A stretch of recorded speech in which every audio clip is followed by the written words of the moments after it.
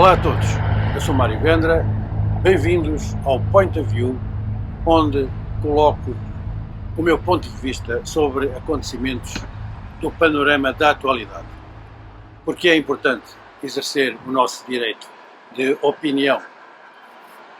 No último vídeo, e aqueles que viram podem se lembrar, eu procurei enquadrar constitucionalmente, embora de uma forma muito sintética, demasiado talvez, a intervenção do Estado português sobre a guerra que opõe a NATO à Rússia na Ucrânia.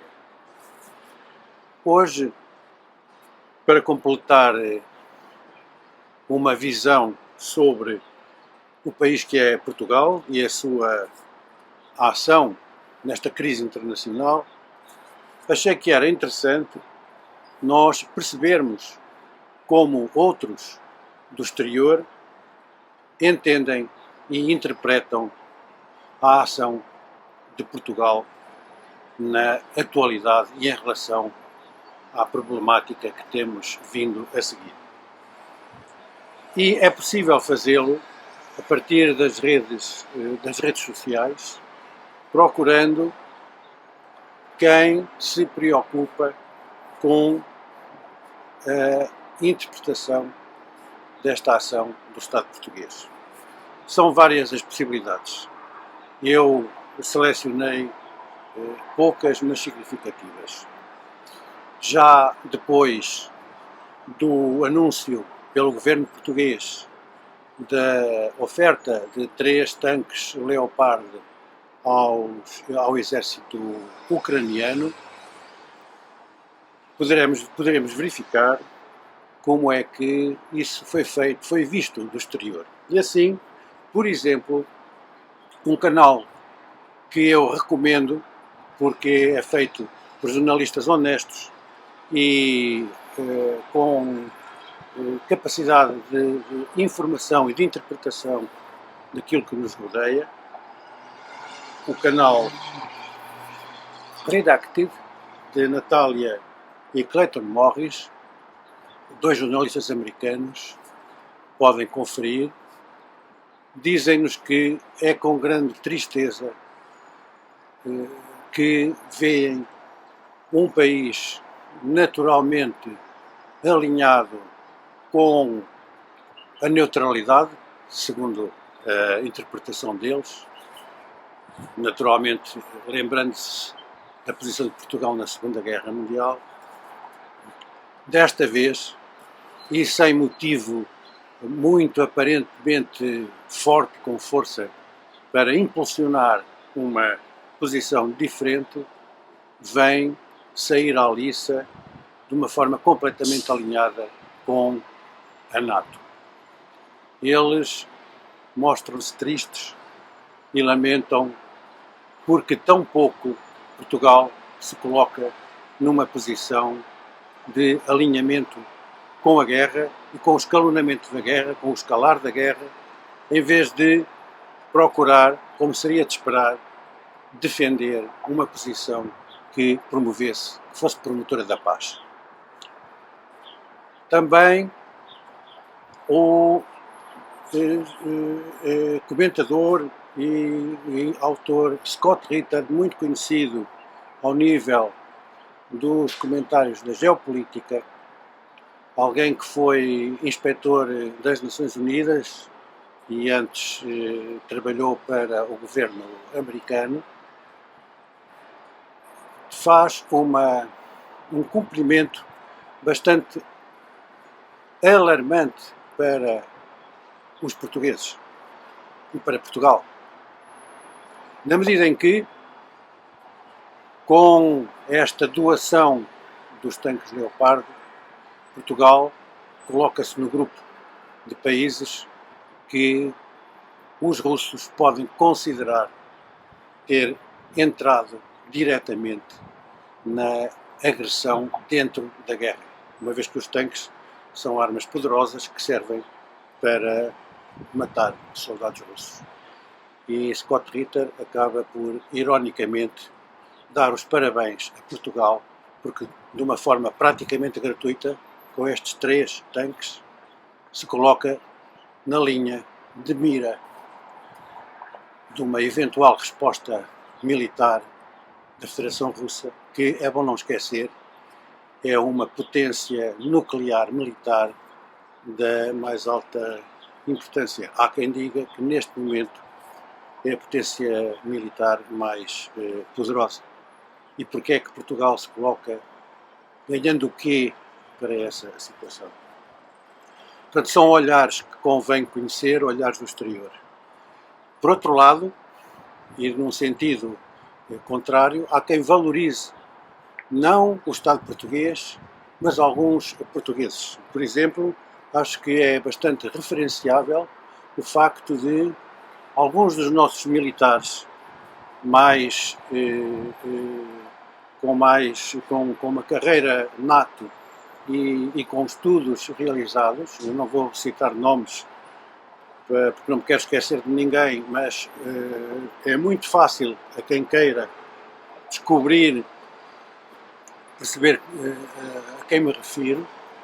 Há canais brasileiros, canais com grande audiência, que têm convidado estas figuras, majores generais portugueses e outras pessoas que não são militares, mas que têm uma opinião diferente da opinião oficial veiculada pelos meios de comunicação ocidental, e a participação destes militares portugueses, oficiais superiores e outras pessoas de Portugal que opinam num sentido de que é necessário entender a guerra de uma maneira e a situação internacional em geral de uma maneira racional e com informação séria sobre o que se passa, é, portanto,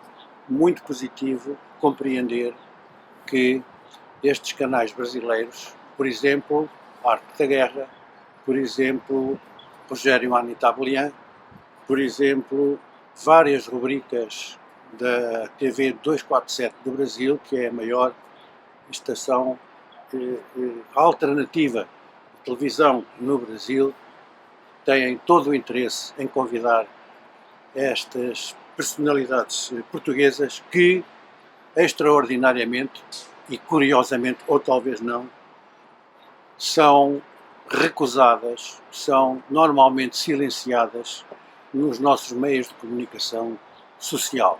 Assim, outras opiniões públicas podem usufruir dos conhecimentos e da competência profissional e académica destes concidadãos nossos. Entretanto, a situação evolui com uma velocidade extraordinária. A situação geral complicou-se bastante nos últimos anos, nos últimos dias, quero dizer. Há novos dados que acrescentam ainda mais preocupação a uma gravidade crescente. Refiro-me, por exemplo, e para ser muito rápido, à divulgação do trabalho jornalístico do jornalista do Prémio Pulitzer, Seymour Hersh, que divulgou uma investigação própria e que nos diz que quem está por trás, quem concretizou a destruição dos pipelines Nord Stream 1 e Nord Stream 2 do Mar Báltico foi os Estados Unidos. Foi uma manobra projetada pelos Estados Unidos sob ordens diretas do presidente Biden.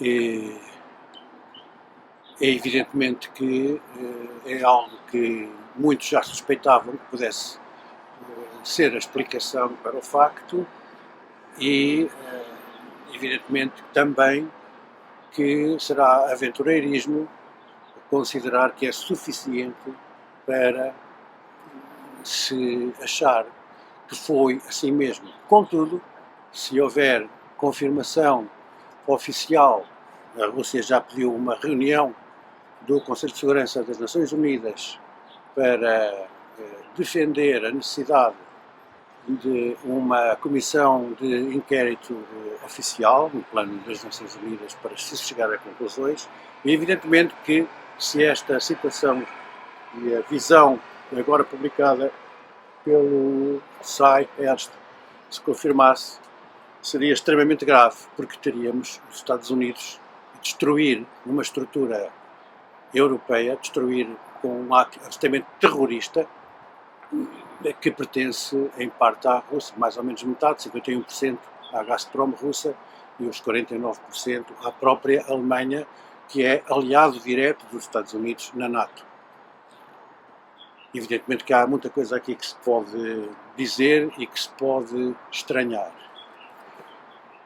Não é o único ponto que nos faz ver como a situação se vai agravando.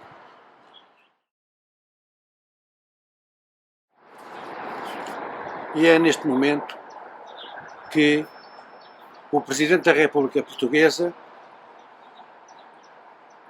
vem anunciar que vai condecorar Zelensky, o presidente do regime ucraniano, com a Ordem da Liberdade. E eu vou direto à indignação, ao direito de indignação, como alguém um dia disse que era importante exercer. Nós, Portugal, somos um país que praticamente durante 50 anos esteve sob o jugo de um regime fascista com PIDE.